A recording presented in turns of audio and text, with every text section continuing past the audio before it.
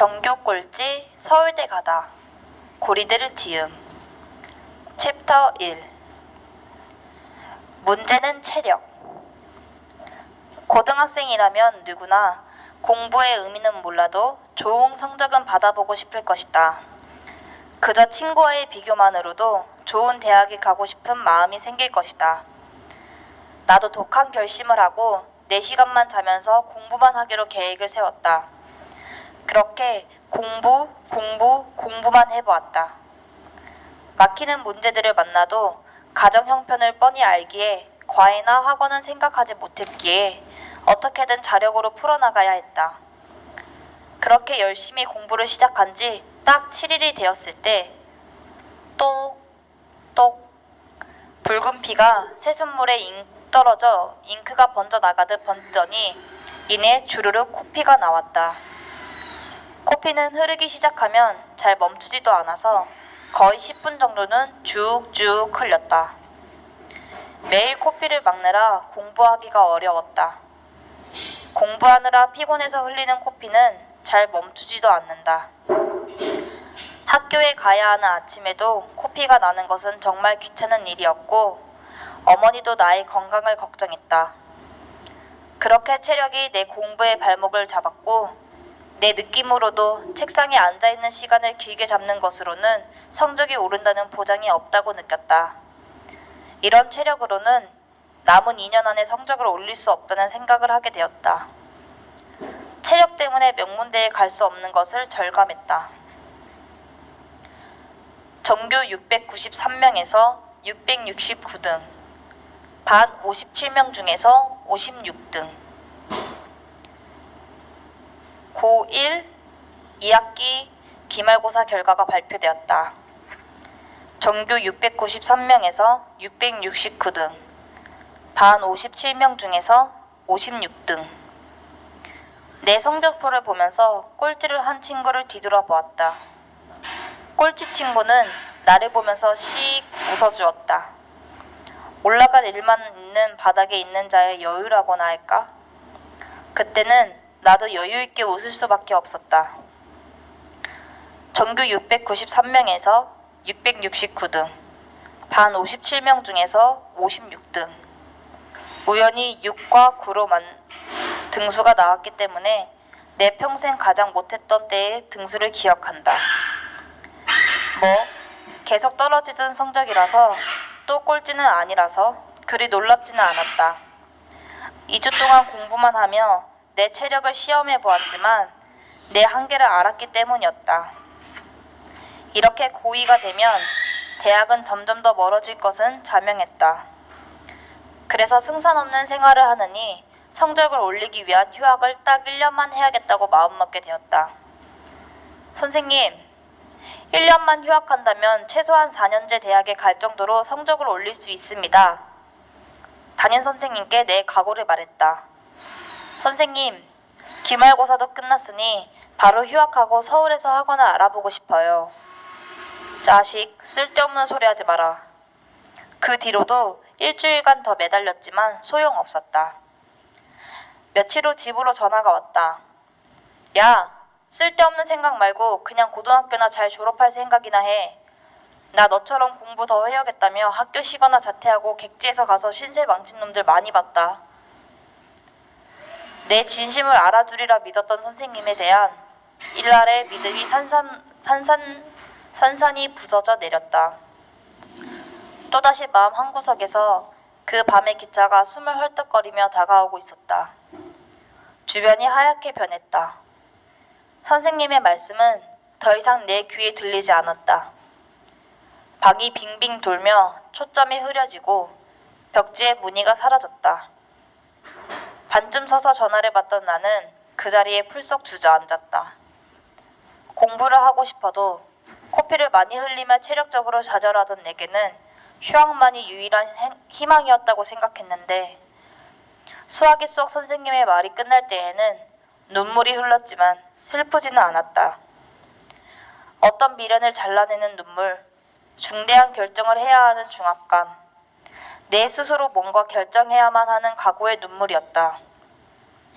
자존감이 무너지는 상황이었지만 오히려 후련한 느낌도 있었기에 슬프지는 않았다. 퇴학으로 버려지고 벼랑 끝에 세우다. 내가 1년을 휴학하고자 했던 이유는 그저 더 좋은 대학을 가고 싶은 마음과 개념 없이 보낸 지난 시절에 부족한 기초 공부를 해보려고 했을 뿐 퇴학까지 당할 생각은 아니었다. 7살에 초등학교를 갔던 터라 딱 1년만 휴학하여 서울의 유명한 단과반에서 영어 수학을 정말 빡세게 공부한 후 복학할 생각이었다. 그러나 학교 측이 보기에 이 키 작은 하위권 학생의 굳은 결심은 그리 낙관적으로 보이지 않았나 보다. 난 존재감이 없는, 내 고민을 시원하게 털어놓을 친구도 없는 좀 외로운 155cm의 꼬마 고1 왕따였다. 친구들과 주도적으로 대화하기보다는 혼자 생각할 시간이 더 많은 왕따였다. 학교 측은 나에게 휴학을 허락하지 않았다. 하는 수 없이 막내 삼촌과 함께 학교에 가서 휴학을 부탁했다. 학교에서 휴학을 해주지 않는 다른 이유가 있었다. 교관 선생님의 말씀. 휴학생이 생기면 학교가 받아야 할 1년간의 학비에 손실이 생깁니다. 나를 걱정해주는 것까지는 몰라도 이런 말을 들은 내 마음에는 학교에 대한 배신감과 분노가 솟구쳤고 자퇴를 해야 할 이유가 더욱 분명해졌다. 시간이 흐른 지금도 내 결심을 도와준 막내 삼촌이 얼마나 고마운지 모른다. 그때 나는 알았다. 자신보다 자신의 미래를 염려하는 사람은 없다는 것을. 2010년 4월 14일자 중앙일보의 공부에 대한 여론조사에 의하면 담임 선생님이 나를 믿지 못해서 휴학을 반대한 것처럼 부모들도 자녀들의 각오와 노력을 잘 믿어주지 않는다고 나왔다. 아마도 자식을 그저 철부지로 보는 경향이 있어서 그럴 것이다. 그래서 늘 칭찬에 인색한지도 모른다. 하지만 자녀들이 철이 없어서 공부를 안 하는 것이 아닌 점을 알아주기 바란다. 공부든 성적이든 인생 역전하는 사람들의 행동은 간단하다. 어떤 계기로 삶을 변화시켜야겠다는 각오가 생길 때 그 느낌과 계획을 믿고 흔들리지 않고 강하게 밀고 나간다는 것이다. 그런 순간이 오면 삶의 큰 전환기임을 주위와 가족들에게 선언하고 그냥 행동하면 된다. 부모나 주변에 걱정하는 말들, 즉 전환기를 맞은 학생의 자신감을 빼앗아 버리는 여러 말들 때문에 그 순간의 느낌과 계획을 슬슬 포기하면 절대 자기 혁신이 안 된다.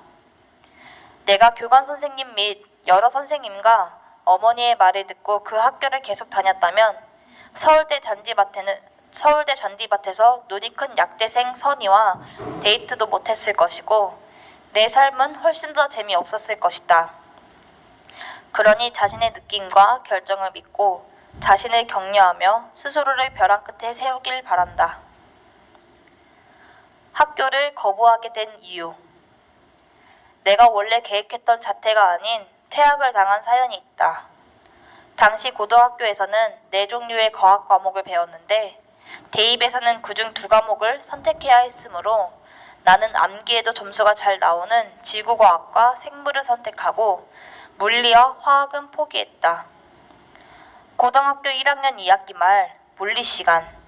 문과 지망생이었음에도 한문을 못했기에 물리 선생님의 눈을 피해 뒷자리에서 늘 하던 방식으로 한문 공부를 하고 있었다. 한문 공부에 너무 집중을 했는지 아니면 어차피 자퇴할 거라서 긴장을 풀었는지 모르겠다. 갑자기 내 옆에 선생님이 서 있다. 너 지금 뭐하냐? 난 그냥 담담히 대답했다. 선생님, 저 물리 포기했고요. 그래서 물리 시간에 다른 과목 공부하기로 했어요. 난 솔직하게 입시를 대비한 나만의 선택을 말했다. 나에게는 그럴 만한 정당한 이유가 있었다. 뭐야? 너 나와. 선생님은 분노했다. 대나무 뿌리로 만들어 부러지지도 않는 매를 치켜들었다. 촥, 촥, 촥. 통증은 손바닥에서 팔꿈치 안쪽을 지나 머리끝까지 빠르게 도달했다. 너무 아파서 손을 뒤로 빼자 이 자식 손 안 돼? 그러면서 매질은 계속되었다. 쫙! 쫙! 쫙! 어허, 야, 손, 대! 쫙! 쫙! 쫙! 선생님은 기어코 20대를 다 채워서 때리고 복도로 나를 추방했다. 너 복도에 서 있어. 수업 끝날 때까지 어디 가지 마. 흰색의 벽이 길게 늘어선 복도에 홀로 서서 창밖에 흔들리는 나무를 보면서 말로 형언할 수 없는 묘한 평화와 자유가 다가옴을 느꼈다. 수업 후 교무실로 불려갔다. 자신의 과목 시간에 학생이 다른 공부를 하니 선생님의 자존심이 매우 상했을 법도 하다. 하지만 나도 내 인생을 위해 나름대로 대입시험을 대비해야 했다. 하지만 난 키가 작았어도 눈에 띄지 않기 위해 일부러 뒷줄에 앉던 하위권 학생. 선생님이 보기에는 존재감이 거의 없는 찌질이었을 것이다. 만일 우등생이 똑같은 대답을 했다면 선생님은 나에게 한 매질을 똑같이 했을까? 아마 대답은 학생들이 더 잘 알 것이다. 물리 선생님은 교무실에 불려온 나에게 말했다. 너 내일까지 물리노트 1년 과정 한 권 전부 정리해서 베껴와. 몇 시간 만에 1년 과정 노트 정리를 하라는 지시. 그것은 물리적으로 불가능한 과제였다. 나에게 그건 과제가 아니라 쳐버리고 폭력이었다. 내 물리노트는 거의 텅 빈 상태였다. 터벅터벅 교실로 들어왔다. 구부들은 조용했다. 나는 내일까지 물리노트를 물리적으로 제출할 수 없다는 마음에 친구의 노트를 빌려서 제출하기로 마음먹었다. 형진아, 네 물리노트 좀 빌려주라. 그부 형진이는 목발을 짚고 다니던 장애우였는데 약한 자를 생각하는 동정심이 많은 친구였다. 그 친구는 매우 어려운 결정을 해주었고 다음날 형진이의 노트를 빌려서 교무실에 갔다. 물리 선생님이 내가 제출한 노트를 내 것이라고 생각하지는 않았을 것이다. 이거 네 거 맞아? 난 대답을 할 수 없었다.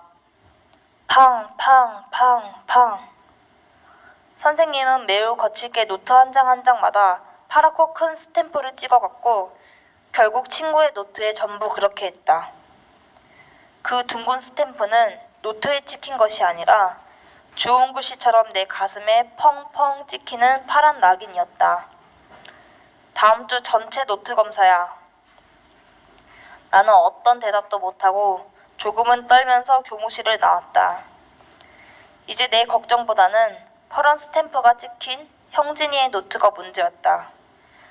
친구를 도와주다 자신이 곤란한 처지가 되었기 때문이다. 차라리 정면 돌파를 했어야 했는데 너무 비겁하게 친구에게 돌아갈 피해를 예상 못한 내 자신이 너무나도 초라해 보였다. 형진아, 노트 여기. 나는 도장으로 파랗게 얼룩진 노트를 돌려주었다. 어제부터 몹시 맞았고 이제는 눈까지 빨개져 거의 울먹이는 나에게 형진이는 아무런 말도 하지 않았다. 다음 날 나는 학교에 가지 않았다. 그 다음 날도 물리노트 사건 이후 허공에 갑자기 혼자 내던져진 회색 평화이거나 또는 물에 빠졌던 소물진 듯 무겁고 축축한 나만의 자유가 시작되었다. 웃지도 울지도 못하는 기분이었다. 며칠 후 시인 예이츠가 말한 기쁨의 외로운 충동과 비슷한 느낌을 품고 광주를 떠나 서울에서 자취하던 삼촌들에게 갔다. 학교는 무단결석을 이유로 퇴학 처분을 내렸다. 지금도 형진이를 생각하면 너무너무 미안하다. 어머니의 눈물. 16이 되었다. 2월의 겨울날 한 통의 전화가 걸려왔다. 영훈이 어머니 되시죠? 여기 학교입니다. 네, 무슨 일이신죠? 영훈이 장례를 위해 퇴학보다는 자퇴로 처리하는 것이 좋을 것 같습니다. 그러니 어머니가 도장 가지고 학교에 한번 들리셨으면 합니다. 내가 퇴학당한 지 3개월이나 지나서 걸려온 전화였다. 어머니는 방직회사에 야간 근무를 하는 날이어서 낮에 자야 하는데 수면 시간을 쪼개서 학교에 갔다. 마침 청소 시간이어서 주변이 소란스럽던 그 시간에 무단결석으로 퇴학 처리된 아들을 자퇴 처리로 바꾸는 서류에 어머니는 도장을 찍었다. 얼마나 절망적이었을까? 얼마나 마음이 아프셨을까? 그 마음을 이해할 길은 없지만 기대했던 자식 때문에 겪는 그 일은 많이 힘들었을 것이다. 어머니가 굽재는 표정으로 교무실을 나와 현관 계단을 내려오던 때 나는 서울에서 삼촌을 따라 낙성대 주변에서 함께 자취할 만한 아주 싼 방을 구하는 중이었다. 어머니는 청소를 하는 친구들을 보며 서울로 간 아들을 생각했을 것이다. 어머니는 학교를 서둘러 벗어나려 바삐 걸었지만 결국 교문을 나서기도 전에 눈물이 터지기 시작했다고 한다. 집에 오는 버스 안에서도 집에 와서도 그리고 계속 어머니의 눈물은 그치지 않았다. 네, 다 읽었습니다.